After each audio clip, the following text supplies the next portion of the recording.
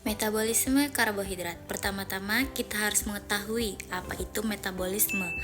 Sebelum kita masuk ke metabolisme karbohidrat, metabolisme adalah semua reaksi kimia yang terjadi dalam sel tubuh. Metabolisme terbagi menjadi dua, yaitu anabolisme dan katabolisme. Anabolisme membentuk makromolekul, membentuk energi, proses reduksi. Di dalamnya ada proses glikolisis, sintesis protein, dan sintesis lemak. Sedangkan katabolisme memecah makromolekul, menghasilkan energi, dan di dalamnya ada proses glikolisis, siklus Krebs, glikogenolisis, degradasi lemak, dan degradasi protein. Dan di dalam proses ini terdapat beberapa hormon di dalam proses metabolisme, yaitu yang pertama hormon insulin, glukagon, epinervin, kortisol, hormon pertumbuhan, dan lain sebagainya. Dan selanjutnya kita masuk ke regulasi metabolisme saat makan, puasa, dan starvasi. Bahan bakar utama adalah karbohidrat, lemak, dan protein. Saat makan atau setelah makan, makanan atau bahan bakar yang dicerna digunakan untuk memenuhi kebutuhan energi tubuh dan kelebihan bahan bakar disimpan. Saat puasa, selama puasa, misalnya di antara waktu makan atau semalaman, bahan bakar yang disimpan digunakan untuk memperoleh energi yang dibutuhkan untuk bertahan hingga waktu makan berikutnya. Sedangkan starvasi pada puasa yang berkepanjangan atau kelaparan terjadi dalam penggunaan simpanan bahan bakar yang memungkinkan kelangsungan hidup untuk waktu yang lama. Jadi starvasi itu kayak puasa, tapi dia tuh lebih panjang gitu, waktunya lebih panjang, menahan lapar. Nah, di sini saya akan menyajikan sebuah tabel pada saat fase makan di dalam regulasi metabolisme tadi. Nah, di dalam regulasi metabolisme tadi kan ada tadi yang setelah makan, puasa, dan starvasi. Fase makan maksudnya, salah. Fase makan terdiri dari tabel yang terdiri yaitu karbohidrat, lemak, dan protein. Nah, di fase makan ini karbohidrat terjadi proses glikolisis dan glikogenesis, dan di lemaknya dia terjadi proses lipogenesis, dan di proses proteinnya dia terjadi sintetis protein. Nah, seperti gambar berikut. Nah, pada fase yang kedua yaitu fase puasa. Nah, di fase ini juga saya akan menyediakan tabel sebagai berikut.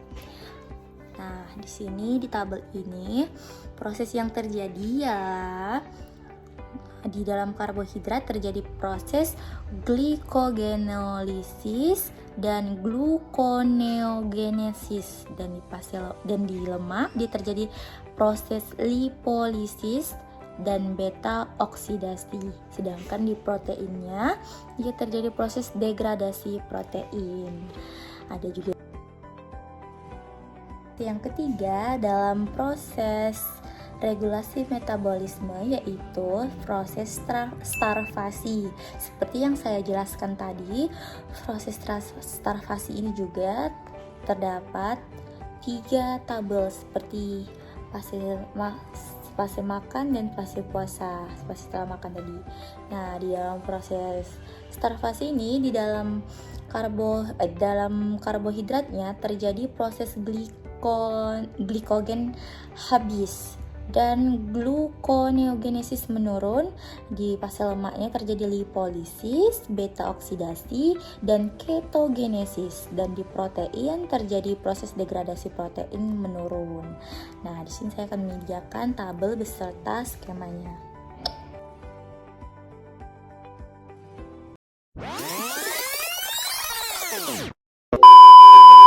Nah, selanjutnya kita masuk ke materi yang utama dan judul besar dari video ini yaitu metabolisme karbohidrat. Nah, metabolisme karbohidrat ini terdiri menjadi 4 bagian, yaitu monosakarida, disakarida, oligosakarida, dan polisakarida. Monosakarida yaitu 1 unit gula yang terdiri dari glukosa, fruktosa, dan galaktosa. Sedangkan disakarida terdiri dari 2 unit yaitu sukrosa, laktosa, dan maltosa. Sedangkan oligosakarida terdiri 3-10 unit yang terdiri dari trisakarida, tetrasakarida, dan lain-lain. Dan yang terakhir yaitu polisakarida yang terdiri dari lebih dari 10 unit gula, yaitu amilum, glikogen, dan lain sebagainya. Tahapan pertama dari proses metabolisme karbohidrat ini yaitu pencernaan karbohidrat seperti pada skema di atas. Metabolisme fruktosa sebagai berikut skema metabolisme galaktosa sebagai berikut. Dan tahapan yang utama dan yang sering paling kita dengar dan sering familiar yaitu proses glikolisis. Proses glikolisis ini memang sangat panjang dan kita ketahui di dalam proses glikolisis ini terjadi pemecahan glukosa untuk menghasilkan energi atau ATP dan berlangsung di sitoplasma. Sebagai berikut skemanya. Keadaan aerob dengan skema sebagai berikut.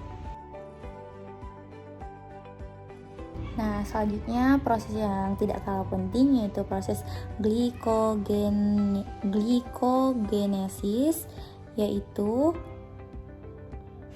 proses sintetis protein dari glukosa dan terjadi dalam hati dan otot serta membutuhkan energi dari ATP. Dan terjadi proses pencernaan glikolisis itu tujuannya dalam otot untuk mendapat energi dalam otot dan di dalam hati untuk mempertahankan kadar glukosa darah di antara dua makanan. Nah, skemanya sebagai berikut. Gluconeogenesis, proses selanjutnya. Nah, proses ini pembentukan glukosa dari bahan non-karbohidrat terjadi di hati dan di ginjal, dan substratnya yaitu asam laktat, glikserol, dan alfa keto. Nah, nanti di sini saya akan menyajikan skemanya. Dan yang terakhir yaitu jalur fosfat pentosa atau pentosa. Nah, di sini disebut juga dengan pentosa fosfat pathway. Nah, merupakan jalan lain untuk oksidasi glukosa dan bertujuan menghasilkan energi atau ATP. Reaksi ini aktif dalam jaringan hati, mama laktasi, dan adiposa, eritrosit, testis, dan korteks adrenal. Nah, skemanya sebagai berikut. Manfaat metabolisme karbohidrat. Metabolisme karbohidrat sangat penting bagi kita karena menyediakan energi bagi tubuh. Seperti yang kita tahu, kita hidup dan beraktivitas sangat perlu menggunakan energi. Tanpa energi, kita tidak akan bisa melakukan apapun. Nah, makanya proses metabolisme karbohidrat ini sangat penting bagi tubuh. Nah, selain dari menyediakan energi bagi tubuh, khususnya otak dan sel-sel tubuh, selain itu metabolisme karbohidrat juga membantu menjaga kadar glukosa darah, mengurangi penggunaan protein sebagai sumber energi, dan mendukung kesehatan jantung. Dengan pola makan seimbang dan aktivitas fisik yang cukup, metabolisme karbohidrat juga berperan dalam menjaga kesehatan dan keseimbangan energi tubuh.